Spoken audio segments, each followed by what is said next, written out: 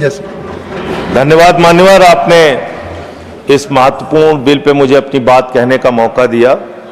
मान्यवर, जिस तरह से देश में अपराधों की संख्या बढ़ रही है, हत्या, लूट, बलात्कार, जमीनों पे कब्जा करने की घटनाएं बढ़ रही हैं, उसी प्रकार से जजों की भी संख्या बढ़नी चाहिए और कोर्ट्स की भी संख्या बढ़नी चाहिए, कोर्ट रूम की हालत भी सुधरनी चाहिए।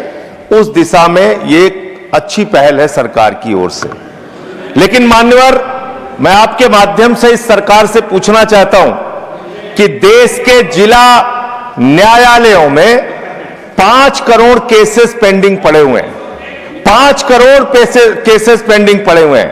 देश के हाई कोर्ट्स के अंदर 60 से 65 लाख केसेस पेंडिंग पड़े हुए हैं। सुप्रीम कोर्ट के अंदर 96,000 केसेस पेंडिंग पड़े हुए हैं।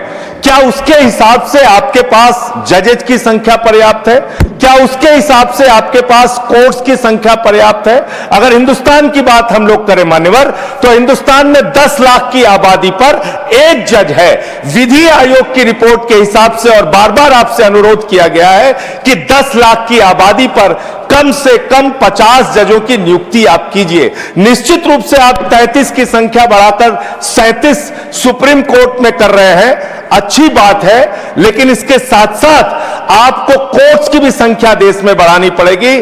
और जो आज आबादी के मुताबिक जजों की संख्या है, हर स्तर पे उसको भी आपको बढ़ाना पड़ेगा।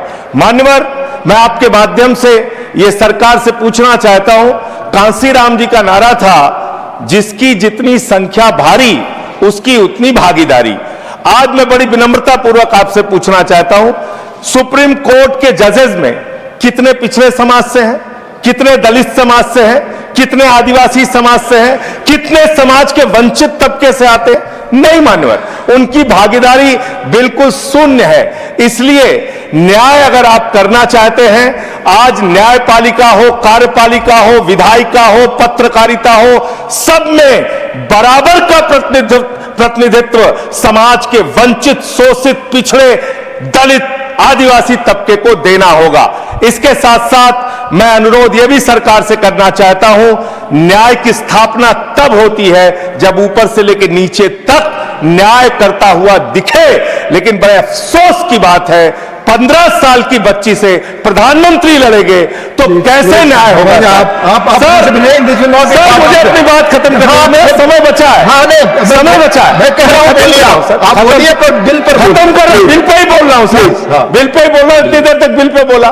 सर, मेरा अनुरोध यह है कि सरकार ऊपर से लेकर नीचे तक न्याय करती हुई दिखे। 15 साल की बच्ची से बहुत ही दुर्भाग्यपूर्ण है। 15 साल की बच्ची को 15 साल की बच्ची को कैसे? धन्यवाद माननीय सदस्य।